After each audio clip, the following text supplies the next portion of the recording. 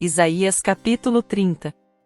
Ai dos filhos rebeldes, diz o Senhor, que tomam conselho, mas não de mim, e que fazem aliança, mas não pelo meu espírito, para acrescentarem pecado a pecado, que se põem a caminho para descer ao Egito, sem pedirem o meu conselho, para se fortificarem com a força de Faraó, e para confiarem na sombra do Egito. Portanto, a força de Faraó se vos tornará em vergonha, e a confiança na sombra do Egito em confusão. Pois embora os seus oficiais estejam em Zoan, e os seus embaixadores cheguem a Anis, eles se envergonharão de um povo que de nada lhes servirá, nem de ajuda, nem de proveito, porém de vergonha como também de opróbrio. Oráculo contra a besta do sul. Através da terra de aflição e de angústia, de onde vem a leoa e o leão, o basilisco, a áspide e a serpente voadora, levam às costas de jumentinhos as suas riquezas, e sobre as corcovas de camelos os seus tesouros, a um povo que de nada lhes aproveitará.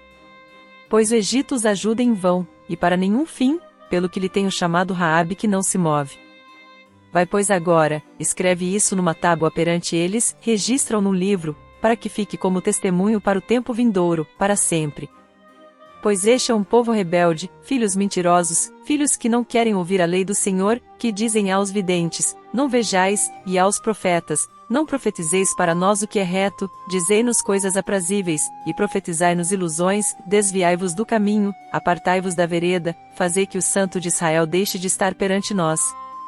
Pelo que assim diz o Santo de Israel, visto como rejeitais esta palavra, e confiais na opressão e na perversidade, e sobre elas vos estribais, por isso esta maldade vos será como brecha que, prestes a cair, já forma barriga num alto muro, cuja queda virá subitamente, num momento. E ele o quebrará como se quebra o vaso do oleiro, despedaçando-o por completo, de modo que não se achará entre os seus pedaços um caco que sirva para tomar fogo da lareira, ou tirar água da poça. Pois assim diz o Senhor Deus, o Santo de Israel, voltando e descansando, sereis salvos, no sossego e na confiança estará a vossa força. Mas não quisestes, e antes dissestes, não, porém sobre cavalos fugiremos, portanto fugireis, e, sobre cavalos ligeiros cavalgaremos, portanto hão de ser ligeiros os vossos perseguidores. Pela ameaça de um só fugirão 1000, e pela ameaça de 5 vós fugireis, até que fiqueis como o mastro no cume do monte, e como o estandarte sobre o outeiro. Por isso o Senhor esperará, para ter misericórdia de vós, e por isso se levantará, para se compadecer de vós, porque o Senhor é um Deus de equidade, bem-aventurados todos os que por ele esperam. Na verdade o povo habitará em Sião, em Jerusalém, não chorarás mais, certamente se compadecerá de ti, a voz do teu clamor, e, ouvindo-a, te responderá. Embora vos dê o Senhor pão de angústia e água de aperto, contudo não se esconderão mais os teus mestres, antes os teus olhos os verão, e os teus ouvidos ouvirão a palavra do que está por detrás de ti, dizendo, este é o caminho, andai nele, quando vos desviardes para a direita ou para a esquerda.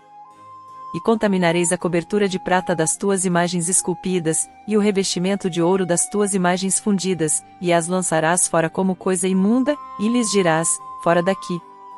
Então ele te dará chuva para a tua semente, com que semeares a terra, e trigo como produto da terra, o qual será pingue e abundante. Naquele dia o teu gado pastará em largos pastos. Os bois e os jumentinhos que lavram a terra, comerão forragem com sal, que terá sido padejada com a pá e com o forcado, sobre todo o monte alto, e todo o outeiro elevado haverá ribeiros e correntes de águas, no dia da grande matança, quando caírem as torres. E a luz da lua será como a luz do sol, e a luz do sol 7 vezes maior, como a luz de 7 dias, no dia em que o Senhor atar a contusão do seu povo, e curar a chaga da sua ferida. Eis que o nome do Senhor vem de longe ardendo na sua ira, e condensa nuvem de fumaça, os seus lábios estão cheios de indignação, e a sua língua é como um fogo consumidor, e a sua respiração é como um ribeiro transbordante, que chega até o pescoço, para peneirar as nações com peneira de destruição, e um freio de fazer errar estará nas queixadas dos povos. Um cântico haverá entre vós, como na noite em que se celebra uma festa santa, e alegria de coração, como a daquele que sai ao som da flauta para vir ao monte do Senhor, a rocha de Israel. O Senhor fará ouvir a sua voz majestosa, e mostrará a descida do seu braço, na indignação da sua ira, e a labareda de um fogo consumidor, e tempestade forte, e dilúvio e pedra de saraiva. Com a voz do Senhor será desfeita em pedaços a Síria, quando ele a ferir com a vara. E a cada golpe do bordão de castigo, que o Senhor lhe der, haverá tamboris e harpas, e com combates de brandimento combaterá contra eles. Porque uma fogueira está, de há muito, preparada, sim, está preparada para o rei, fez-se profunda e larga, a sua pira é fogo, e tem muita lenha, o assopro do Senhor como torrente de enxofre acende. O capítulo 30 do livro de Isaías é uma passagem rica em mensagens e lições. Vamos explorar os principais pontos e como podem ser aplicados em nossas vidas hoje. Contexto histórico. Aliança com o Egito. Isaías 30 aborda a rebeldia de Judá, especificamente sua confiança em uma aliança com o Egito contra a Síria, ao invés de confiar em Deus. Isso serve como uma metáfora para a tendência humana de buscar segurança em fontes mundanas, em vez de em Deus. Principais pontos.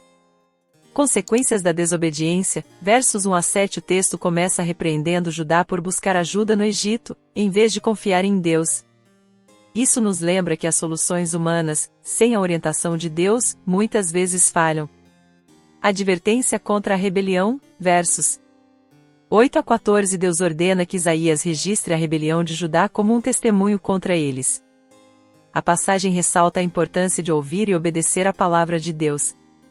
Promessa de misericórdia e graça, versos 15 a 18. Mesmo diante da rebelião, Deus promete misericórdia e graça aos que se voltam para Ele. Isso mostra o caráter perdoador e compassivo de Deus. Bênçãos da obediência, versos 19 a 26. A passagem descreve as bênçãos que viriam sobre o povo se eles se arrependessem e voltassem para Deus, incluindo a cura, provisão e orientação. Julgamento de Deus sobre os opressores, versos 27 a 33. Finalmente, o capítulo termina com uma descrição do julgamento de Deus sobre os inimigos de Judá, enfatizando a justiça divina. Aplicabilidade em nossas vidas. Confiança em Deus versus soluções humanas. O capítulo nos lembra da importância de confiar em Deus em vez de depender exclusivamente de soluções humanas. Em tempos de dificuldade, devemos buscar a orientação e a ajuda de Deus primeiro. Ouvir e obedecer a palavra de Deus. A rebelião de Judá é um aviso para nós hoje sobre a importância de ouvir e obedecer a Deus. Isso pode ser aplicado ao estudo da Bíblia, oração e vivência dos ensinamentos cristãos. Arrependimento e graça. A promessa de misericórdia e graça para os que se arrependem é um lembrete central do Evangelho. Devemos sempre nos lembrar da disponibilidade do perdão de Deus e buscar viver uma vida de arrependimento. Justiça divina. As promessas de julgamento sobre os opressores de Judá nos lembram que Deus é justo e que Ele intervirá contra a injustiça no mundo. Conclusão. Isaías 30 é um poderoso lembrete da necessidade de confiar em Deus, da importância da obediência à sua palavra, da promessa de sua graça e misericórdia e da realidade de sua justiça. Em nossas vidas diárias, esses princípios podem nos guiar para viver de maneira mais alinhada com a vontade divina e para encontrar verdadeira segurança e paz em Deus.